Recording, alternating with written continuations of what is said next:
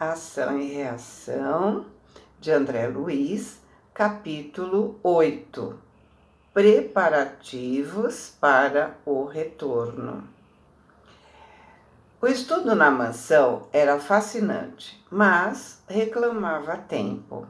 No entanto, a oportunidade que nos foi oferecida era das mais valiosas. Hilário e eu solicitamos o assentimento das autoridades a que devíamos consideração e efetuamos proveitoso entrosamento de serviços, permanecendo sediados no Instituto por alguns meses, de modo a recolher ensinamentos e fixar observações. Foi assim que nos dispusemos a partilhar com Silas o trabalho referente ao processo Antônio Olímpio, a cuja fase inicial assistimos com fervoroso interesse. Após 6 dias, sobre a reunião em que ouvimos a palavra de Sânzio, o grande ministro, a irmã Alzira veio ao estabelecimento em obediência ao programa de Druso. Passou a traçar para as tarefas que lhe diriam respeito. Alzira, lembra, era esposa de Antônio Olímpio, que se dispôs a ajudá-lo em seu retorno à carne. Designado pelo diretor da casa, Silas a recebeu em nossa companhia, alegando que, juntos, atenderíamos ao problema agindo em cooperação.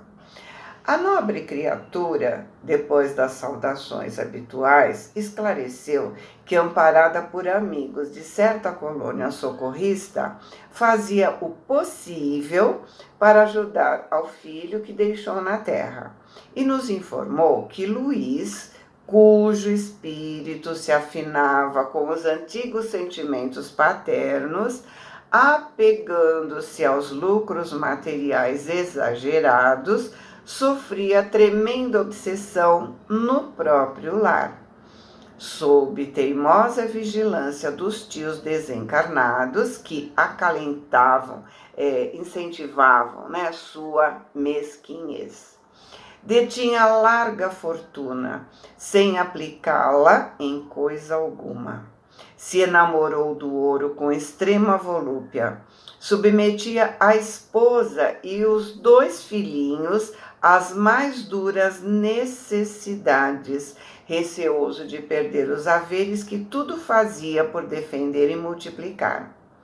Clarindo e Leonel, que são os tios do Luiz, não satisfeitos com se viciarem, maltratarem sua mente, conduziam para a fazenda usurários. Usurários são pessoas apegadas ao dinheiro, apegadas aos bens materiais. Então, o Clarindo e o Leonel, não satisfeitos em maltratar a mente do sobrinho, conduziam para a fazenda usurários e tiranos rurais desencarnados, cujos pensamentos ainda se enroscavam na riqueza terrestre, para agravarem sua sovinice. Ou seja, além dos tios Clarindo e Leonel estarem obsediando o rapaz, ainda eles traziam outros desencarnados apegados aos bens materiais e contavam com a ajuda deles para aumentar a ganância do Luiz. Desse modo, Luiz respirava num mundo de imagens estranhas, em que o dinheiro se constituía no tema constante. Por isso, perdeu o contato com a dignidade social. Tornou-se inimigo da educação e acreditava apenas no poder do cofre recheado para solucionar as dificuldades da vida. Então, aquele pensamento, que a gente já viu muita gente, ou pelo menos algumas pessoas, para que estudar? quem tem dinheiro consegue tudo, né? Meu pai veio com um pé na frente e outro atrás, e hoje ele tem uma fortuna e ele é simplesmente ignorante, então para que eu vou estudar, né? Esse tipo de pensamento que estava sendo infiltrado nele, né? Adquiriu o doentio temor de todas as situações em que pudessem surgir despesas inesperadas. Possuía grandes somas em estabelecimentos bancários que a própria companheira desconhecia, tanto quanto mantinha em custódia no lar enormes bens. Fugia deliberadamente à convivência afetiva, relaxou a própria apresentação individual e se encravou em deplorável misantropia. Misantropia, falta de sociabilidade, acha que todos são inimigos, todos querem roubá-lo. Obcecado pelo pesadelo do ouro que consumia sua existência. Então, quantas pessoas vivem assim, né? Quanto mais dinheiro tem, mais quer. Vive para ter mais e mais. Se afasta de tudo e de todos. Deixa a família passar dificuldade, viu o que ele falou? A família passando dificuldade com tanto dinheiro que eles tinham, né? Deixa a família passar dificuldade para poder guardar mais. E a própria pessoa se priva de tudo. Ela deixa de ter as coisas é que são donas dela e não elas são donas das coisas, né? Eu conheci uma pessoa que não colocou prótese dentária para não ter gastos desnecessários. Então come mal, né? Comia mal, que ela já faleceu há muitos anos, né? Comia mal para não gastar numa prótese dentária. E tinha fazendas e mais fazendas, né? A família dela era uma das mais ricas da cidade. Quantas pessoas a gente tem esse tipo de exemplo? Em seguida, a distinta senhora, buscando orientar as nossas futuras atividades, contou que o afogamento dos cunhados se verificou em seu tempo de recém-casada, quando o filhinho mal ensaiava os primeiros passos, e que após 6 anos, sobre dolorosa ocorrência, ela também encontrou a desencarnação no Lago Terrível. Antônio Olímpio ainda viveu na esfera carnal quase 3 lustros, aproximadamente 15 anos, porque um lustro é 5 anos. E por 20 anos, precisamente, padecia nas trevas. Dessa forma, Luiz alcançava a madureza plena, tendo atravessado os 40 anos de experiência física. Diante da palavra do assistente, que perguntou quantos as suas tentativas de socorro ao marido desencarnado, Alzira declarou que isso foi realmente impossível, porque as vítimas se haviam transformado em carcereiros ferozes do infeliz delinquente. E como até então não conseguiu se proteger em qualquer equipe de trabalho assistencial, os carrascos não lhe permitiam qualquer aproximação. Ainda assim, em ocasiões fortuitas, dispensava ao filho, à nora e aos 2 netos algum amparo, o que era extremamente difícil, uma vez que os obsessores velavam irredutíveis, opondo-se às suas influências. À vista da pausa espontânea que se fez em nosso entendimento, num testemunho de comovedora humildade, Silas consultou a Silas se a mansão poderia conceder-lhe uma visita ao esposo antes da viagem à procura do filho, segundo as tarefas programadas.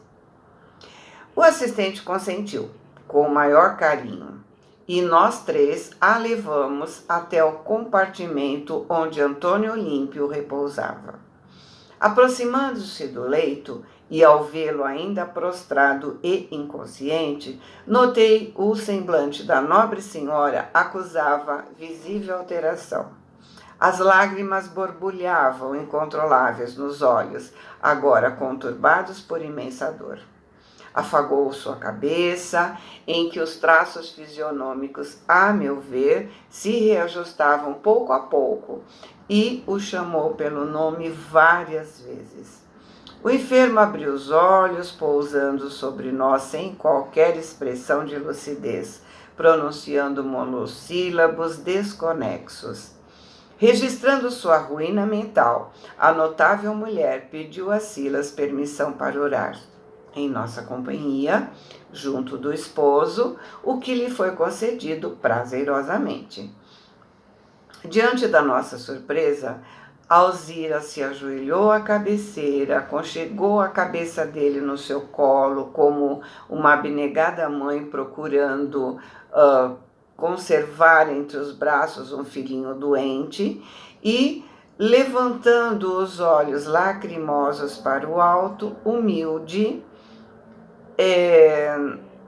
clamou segundo a sua fé: Mãe Santíssima, anjo tutelar dos náufragos da terra, compadece-te de nós e estende-nos tuas mãos doces e puras. Reconheço, Senhora, que ninguém te dirige em vão a palavra de aflição e dor. Sabemos que o teu coração compassivo é luz para os que se deixaram cair nas sombras do crime e amor para todos os que mergulham no abismo do ódio. Perdoaste aos que te aniquilaram o Filho Divino nos tormentos da cruz, e além da paciência com que suportaste os seus insultos, vieste ainda do céu, ofertando-lhe braços protetores. Mãe bondosa, tu que ergues os caídos de tantas gerações terrenas e que saras piedosamente as feridas de quantos se petrificaram na crueldade, lança caridoso olhar sobre nós, meu esposo e eu, unidos às consequências do duplo homicídio que fazem sangrar os nossos corações. Eu e ele estávamos entrelaçados nas teias do nosso delito. Embora ele estivesse sem mim, nas águas fatídicas, enquanto nossos irmãos experimentavam a asfixia mortal, sou partícipe das suas responsabilidades e me identifico associada ao crime, também eu. Meu esposo, Mãe do Céu, devia ter o coração envolvido em pesada nuvem, quando se desvairou na estranha deliberação que feriu nossas consciências. Para os outros, ele poderá ter sido como um impenitente que se apropriou dos recursos alheios, produzindo a morte dos próprios irmãos, menos para meu filho e para mim, que recebemos os maiores testemunhos do seu amor. Para os outros, será réu diante da lei, porém para nós é o companheiro e o amigo fiel. Para os outros, parecerá um egoísta sem direito à remissão, mas para nós é o benfeitor que nos assistiu na terra com imensurável ternura. Como não ser egoísta e criminosa também eu, mãe querida, se usufruí os seus bens e me alimentei do carinho do seu coração? Como não ser igualmente responsável na culpa, se toda a culpa dele se prendia ao nosso propósito, embora louco, de assegurar-me superioridade na minha condição de mulher e de mãe? Advoga-nos a causa, mediadora celeste. Faze-nos voltar juntos à carne em que delinquimos, para que possamos expiar nossos erros. Concede-me a graça de segui-lo como servidora contente e agradecida, religada a quem devo tanta felicidade. Reúne-nos novamente no mundo e auxilia-nos a devolver com lealdade o valor aquilo que roubamos. Não permitas, anjo divino, que venhamos a sonhar com o céu antes de resgatar nossas contas na terra, e ajuda-nos a aceitar dignamente a dor que reedifica e salva. Mãe, atende-nos, estrela de nossa vida, arranca-nos da escuridão do vale da morte.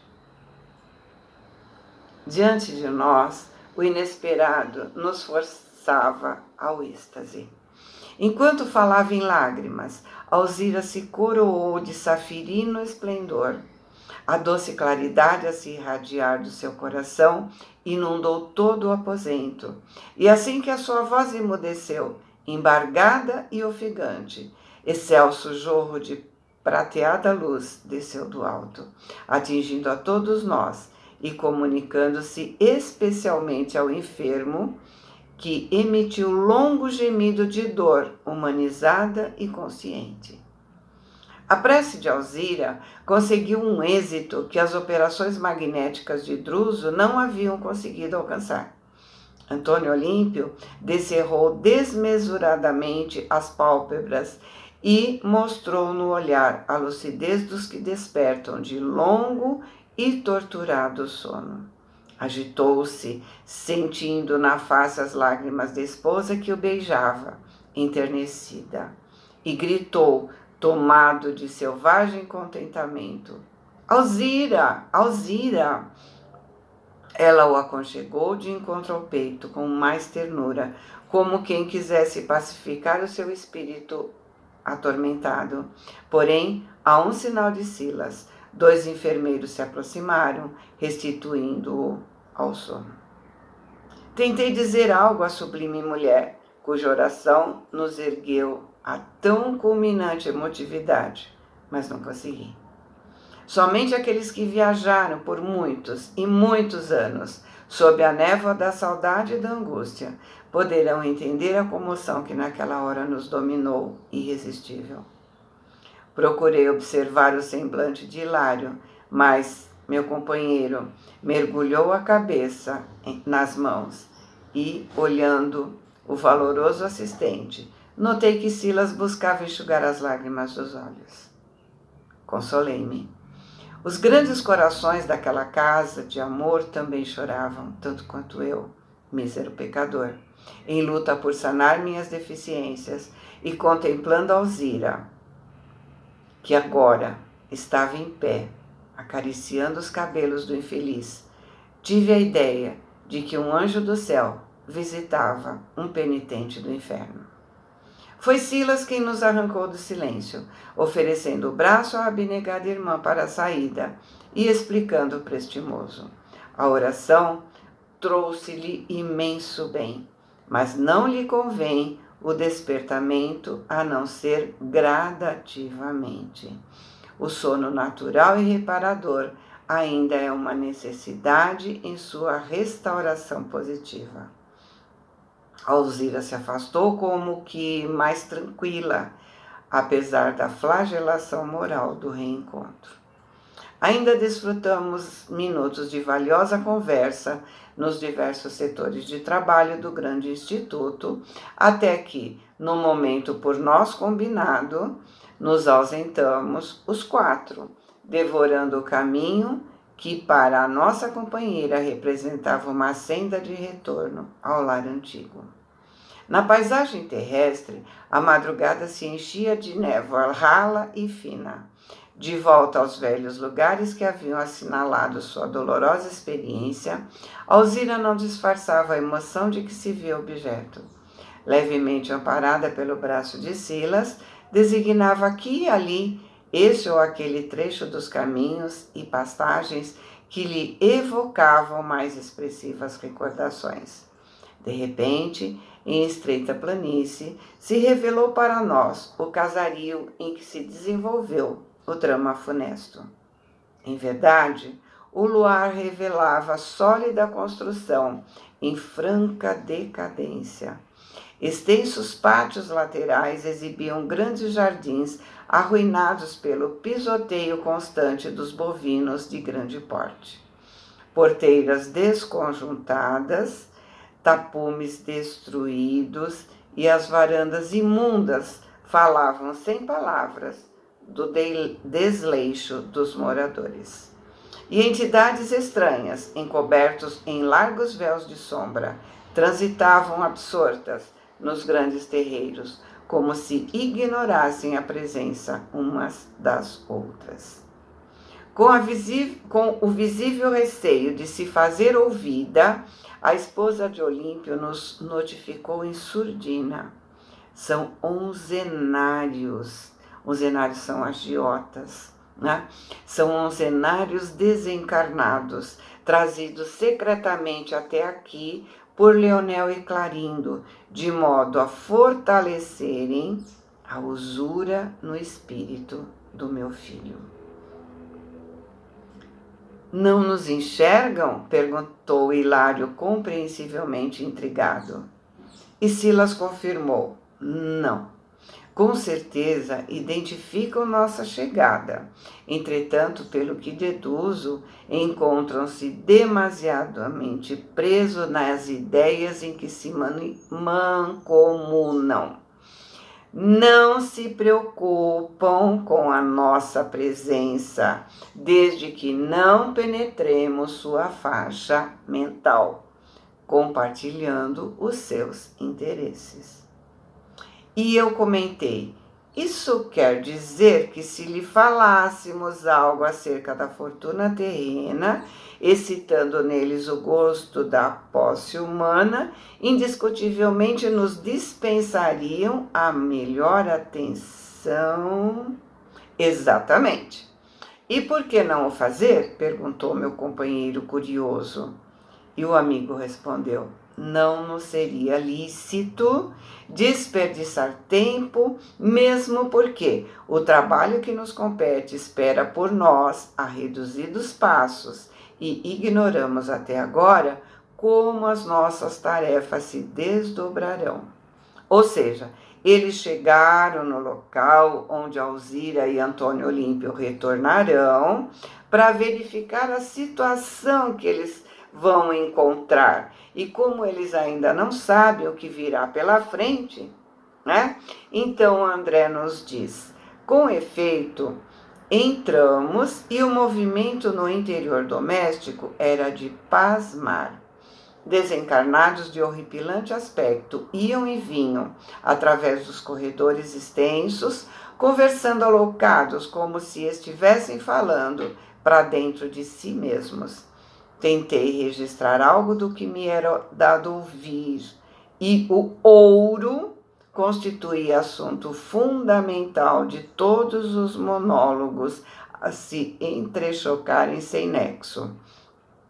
Como se percebessem com mais funda acuidade as tramas do ambiente, Silas parou de repente e deixou-nos os três em recuado ângulo da velha sala. Ausentou-se, recomendando-nos aguardar o seu retorno cautelosamente. Pretendia estudar com antecipação nosso quadro de serviço. Decorridos alguns minutos, voltou a nos buscar.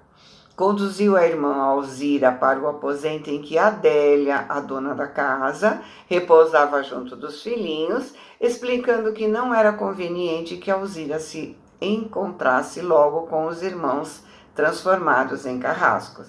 E ali a deixamos sob a guarda de Hilário, que evidentemente, a contragosto, se deixou ficar distanciado de nós, atendendo aos imperativos de vigilância. A sós, o assistente me esclareceu que para efetuar o socorro com o proveito desejável, precisaríamos, antes de tudo, saber ouvir. e que, em razão disso, procurasse de minha parte não estorvar suas atividades, na hipótese de me sentir assaltado por qualquer estranheza, diante das atitudes que ele fosse obrigado a assumir. Compreendi quanto Silas queria dizer e me dispus a observar, aprender e contribuir sem alarde. Penetramos estreito compartimento, onde alguém contemplava grandes maços de papel moeda, acariciando-os com um sorriso malicioso. No intuito de me trazer bem informado, o assistente me segredou ao ouvido: esse é o Luiz, que, desligado do corpo pela influência do sono, vem afagar o dinheiro que nutre suas paixões.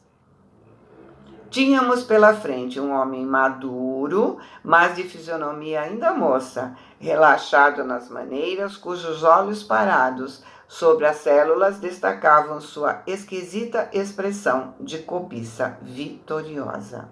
Relanceou apressadamente o olhar em volta, com a indiferença de quem não conseguia ver, e tão logo após um minuto de observação nossa, como se ele estivesse vigiado por cérberos invisíveis, dois homens desencarnados de presença desagradável penetraram pelo pequeno recinto.